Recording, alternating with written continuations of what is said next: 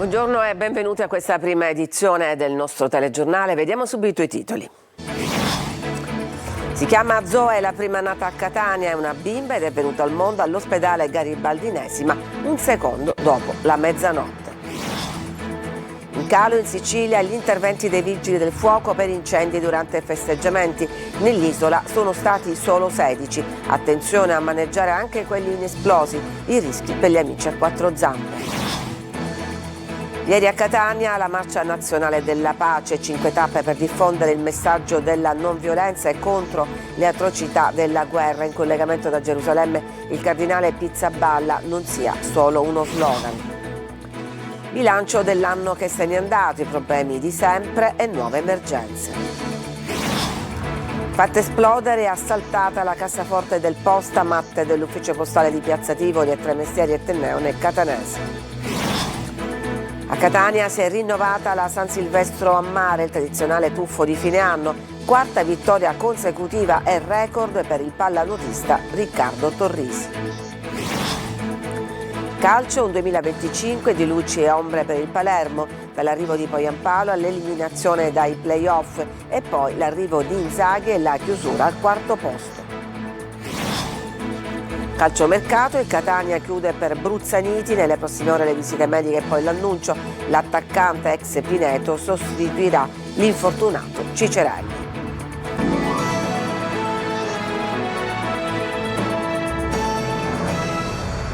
Dunque, benvenuti a questa edizione e a tutti un buon inizio d'anno. Ed è una bimba, la prima nata a Catania del 2026, si chiama Zoe ed è venuta al mondo nel reparto di ostetricia del Garibaldinesima diretto dal professore Ettore. La piccola ha visto la luce un secondo dopo mezzanotte. La neonata pesa 2.780 grammi ed è in ottime condizioni di salute. È la terzogenita di mamma Paola, 31 anni, emozionato anche il Papa Stefano di 30 anni, che ha condiviso la grande emozione per questo evento che ha aperto simbolicamente il nuovo anno. Il bilancio della notte di Capodanno vede la Sicilia collocarsi tra le regioni con il numero più basso di interventi per incendi legati ai festeggiamenti. Secondo i dati diffusi dai Vigili del Fuoco, nel corso della notte sono stati 770 gli interventi su tutto il territorio nazionale, 112 in meno rispetto allo scorso anno. Una flessione che indica un generale calo degli episodi critici, anche se con forti differenze territoriali. In Sicilia sono stati 16, un numero di gran lunga inferiore rispetto a molte altre regioni, che smentisce, nonostante i numerosi sequestri di botti della vigilia, l'idea di un Capodanno rumoroso e ad alto rischio. E come dicevamo, però, sono stati numerosi i sequestri anche nel siracusano, in aumento, bisogna stare attenti, i disturbi respiratori per i più piccoli e poi attenti anche a maneggiarli anche se sono inesplosi. Orazio Longo. Niente fai da te e non raccogliere i botti inesplosi. Il decalogo degli esperti sui festeggiamenti di fine anno tende a limitare i danni di un racconto che anno dopo anno tramanda storie di lesioni, traumi, amputazioni, se non ancora di peggio, ad adulti e bambini che incautamente si avvicinano all'uso di petardi e fuochi d'artificio. In fase di prevenzione si moltiplicano le ordinanze di divieto nei vari comuni, anche a Catania quella del sindaco Trantino, per garantire la sicurezza pubblica e prevenire rischi per l'incolumità. Ma non basta. I pediatri puntano l'attenzione ai disturbi respiratori dei più piccoli causati dall'inalazione dei fumi prodotti dai materiali pirotecnici, un fenomeno in aumento negli ultimi anni. Ma quello che accade tradizionalmente la notte del 31 dicembre non riguarda solo gli uomini, ad essere coinvolti sono anche gli amici a quattro zampe. Dopo la morte di un cane a Firenze, ucciso per lo spavento dal rumore dei botti, il WWF rinnova l'appello a fermare i fuochi di Capodanno. L'ENPA, l'Ente Nazionale per la Protezione degli Animali, parla di panico e lancia un vademecum per aiutare gli animali domestici a superare la notte più spaventosa dell'anno. Preparare uno spazio sicuro, individuando una stanza tranquilla, lontana da finestre e rumori esterni. Non lasciare solo l'animale perché la presenza di una persona gli dà sicurezza, non sgridarlo e cercare di mascherare il rumore con parole o musica, mantenendo sempre un tono di voce calmo, sperando che tutto passi presto.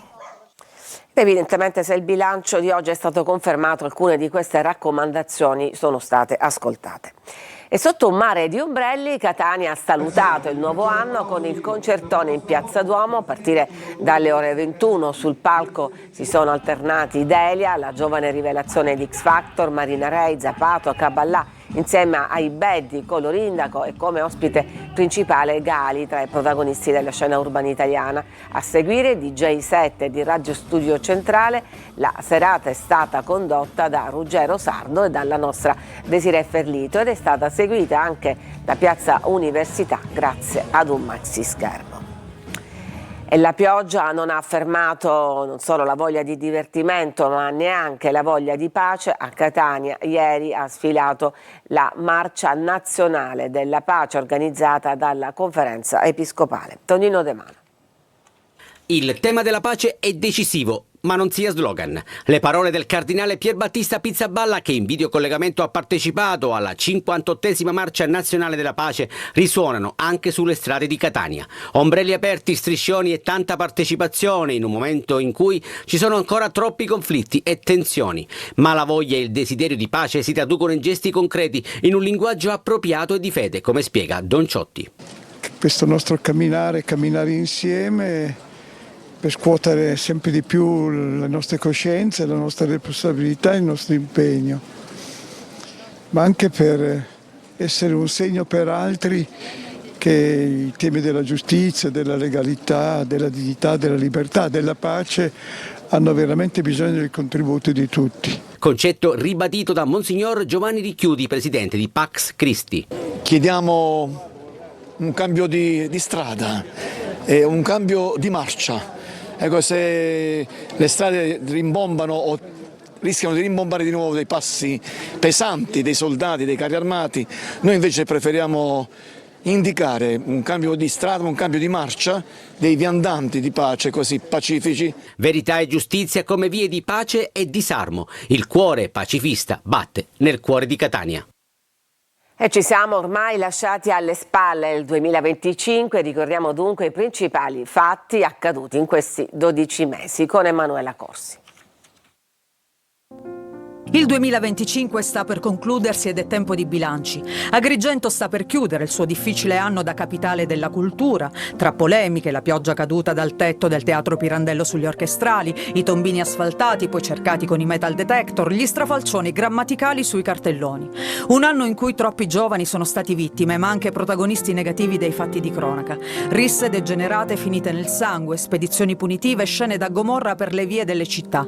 Una realtà che ha superato le fiction televisive, come a Monreale, dove 3 ragazzi sono morti durante una sparatoria, o a Palermo, dove un giovane ristoratore è stato ucciso con un colpo di pistola per sedare una rissa. O ancora a Messina, dove Sara Campanella, studentessa universitaria, è stata accoltellata da un collega per un rifiuto. Una Sicilia che piange i suoi figli scomparsi per mano di altri giovani che con le armi e la violenza si sentono più forti e pensano di conquistare così il rispetto. Giovani invece fragili, incapaci di gestire delusioni, sconfitta e bella. Il bello vincerà, sono sicuro. Il bello trionferà.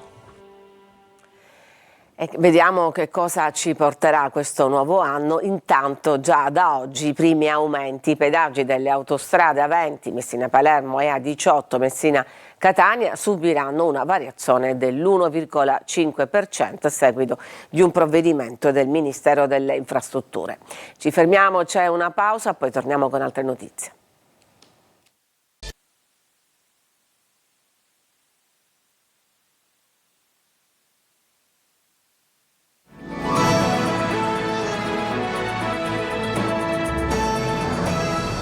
Entriamo in studio con la cronaca, con l'assalto notturno della notte precedente con un'esplosione alla cassaforte del bancomat dell'ufficio postale di Piazza Tivoli a Tremestieri e Tenneo. Sentiamo Eva Spampinato. Un'esplosione in piena notte, l'ennesima rapina violenta a Catania. Questa volta a subire i danni di una coppia di banditi è stata la posta di Piazza Tivoli a Tremestieri e Tenneo. Tra le 3 e le 5 del mattino 2 uomini col volto coperto hanno fatto esplodere la cassaforte di questo banco posta, facendo saltare in aria il sistema di sicurezza e fuggendo poi a bordo di un'auto. Sul posto sono intervenuti i carabinieri della compagnia di Gravina di Catania insieme agli uomini della scientifica e agli artificieri per mettere in sicurezza l'area e avviare i rilievi. Al vaglio le immagini delle telecamere di videosorveglianza, mentre resta ancora da chiarire l'entità del bottino. L'ufficio postale è rimasto chiuso al pubblico, un episodio che si aggiunge a una serie di rapine registrate nelle ultime settimane a Catania e provincia, alcune anche particolarmente violente, e che riaccende l'allarme sicurezza sul territorio. Sport, tradizione e goliardia. A Catania ieri si è rinnovato l'appuntamento con la San Silvestro a Mare, quarta vittoria consecutiva e record per Riccardo Torrisi. Tonino De Mano. Più un'impresa sportiva che goliardica, soprattutto per le condizioni meteo, con la pioggia protagonista dell'edizione 2025. Riccardo Torrisi batte anche le intemperie e cala il poker, ovvero mette il suo nome per la quarta volta consecutiva nell'Albo d'Oro della San Silvestro a Mare, tradizionale appuntamento che si rinnova dal 1960, fermato solo per 2 anni dall'emergenza Covid. Riccardo, palanotista in forza all'Ortigia, taglia il traguardo, mentre noi ci districhiamo tra spettatori e indomiti concorrenti. Il fiatone è tanto, la soddisfazione è altrettanto, un bacio e sono 4. Sì, assolutamente. Quest'anno è stato con un tempo un pochettino più difficile, però ci piace lo stesso e partecipiamo e siamo presenti. Le tue sensazioni? Le mie sensazioni, ogni anno, questo è il quarto, sono sensazioni sempre più belle e l'emozione è sempre unica, quindi... Tra gli spettatori il sindaco Enrico Trantino. Tutti quanti volevamo vedere la performance di questi eroici nuotatori e avevo pensato di tuffarmi pure, però in effetti mi sono reso conto che l'ultimo bagno l'ho fatto a metà agosto, quindi ho detto no, non se ne parla assolutamente. Che sia un 2026 come tutti quanti lo desiderano. Starter d'eccezione il presidente Fin ed ex assessore Sergio Parisi. Sono certo che la prossima edizione sarà col sole che spaccherà le pietre, sempre con più atleti. E già si pensa all'edizione 2026, magari con il sole, ma con una grande novità. La svelano proprio Trantino e Parisi. E tra l'altro potrebbe essere anche questa un'immagine storica, perché non è escluso che l'anno prossimo questo ponte non ci sia più, visto che a gennaio cominciano i lavori, e questa è la cosa che abbiamo fortemente voluto con Sergio. Mancherà il ponte, non certo l'entusiasmo e la voglia di mettersi in gioco. Ci fermiamo, c'è ancora una pausa e poi torniamo con la pagina sportiva.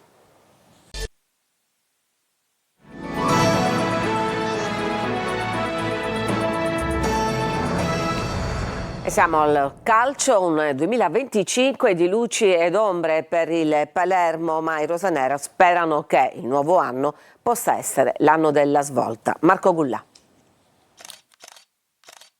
3 foto che vanno a sintetizzare in breve il 2025 del Palermo, un anno ondivago per i colori rosanero. L'arrivo di Joel Poyampalo nel mercato di riparazione sembrava poter essere la svolta per la corsa verso la promozione diretta, ma così non è stato. Il Palermo tra alti e bassi si è qualificato ai playoff, ma prima gara al Menti di Castellammare la Juve Stabia ha dominato e sbattuto fuori i siciliani. Il terzo crocevia del 2025 rosanero è sicuramente l'approdo di Pippo Inzaghi, colui che nel 2026 dovrà provare la grande impresa, ovvero condurre il Palermo alla Serie A. Un primo risultato Inzaghi lo ha già raggiunto, ovvero quello di mantenere il rosanero in prima classe, ma davanti corrono forte e se il Palermo vorrà mantenere i ritmi di Venezia, Monza e Frosinone dovrà certamente fare qualcosa in più e non perdere punti per strada come già successo in diverse gare di questo campionato. L'arrivo di Carlo Osti come direttore sportivo ha certamente dato garanzie e quella solidità dirigenziale che mancava con i suoi predecessori. Osti ha condotto ottime sessioni di mercato e dovrà ancora una volta superarsi in quella imminente di gennaio. Brunori è ormai con le valigie in mano e in attesa del check-in per volare a Genova, sponda blu cerchiata. L'attaccante lascia il Palermo in prestito secco, operazione opinabile, considerato che un giocatore come Brunori poteva essere la chiave per altre trattative in entrata. Al posto suo potrebbe arrivare Pierini dal Sassuolo, difficili le piste che portano a Tramoni e Moreo. In difesa è invece ancora un rebus, il possibile ritorno di Magnani. Il Catania chiude per Bruzzaniti, nelle prossime ore le visite mediche e poi l'annuncio. L'attaccante ex Pineto sostituirà l'infortunato Cicerelli. Sentiamo Marco Carli. Giovanni Bruzzaniti al Catania, atteso per le visite mediche dopo l'ufficializzazione all'apertura del mercato. Poi il giocatore sarà a disposizione di Toscano, in teoria già per la partita con il Foggia. Gli ultimi colloqui fra le società, Catania e Pineto, hanno portato a limare i dettagli anche su alcuni bonus per la società abruzzese. In totale l'operazione sfiora i 500.000 euro. Per il giocatore 3 anni e mezzo di contratto. D'Andrea, in una trattativa slegata, ora in prestito al Pineto, sarà acquisito definitivamente dagli abruzzesi per una cifra vicina ai 70.000 euro. Bruzzaniti era il giocatore indicato per prendere il posto di Ciccerelli dopo il brutto infortunio rimediato dal numero 10 con il Latina. Le ultime stagioni sono state di grande livello per l'attaccante, classe 2000, 15 gol, 6 assist nel 2024-2025, 9 reti, 8 assist nella prima metà di quest'anno e adesso l'arrivo in una piazza importante dove di certo il giocatore vorrà conservare lo stesso ritmo. Tutto più difficile ma anche con ambizioni diverse. Il primo squillo è del Catania, la lotta per il vertice in attesa di ritrovare le avversarie dirette sul campo è e sarà anche sul mercato. Ripercorriamo il 2025 del Catania fra crescita sul campo e nella dirigenza. Il primato in classifica è l'acquisizione di Torre del Grifo.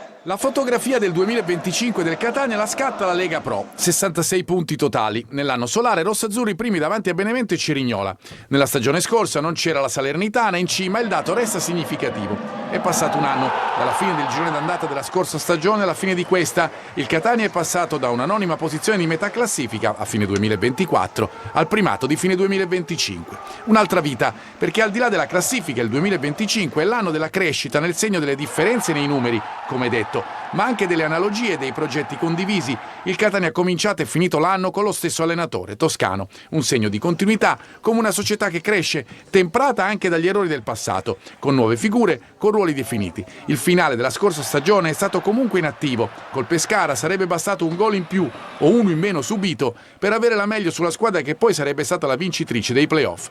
La società è ripartita contro un nuovo avversario che era stato a Catania.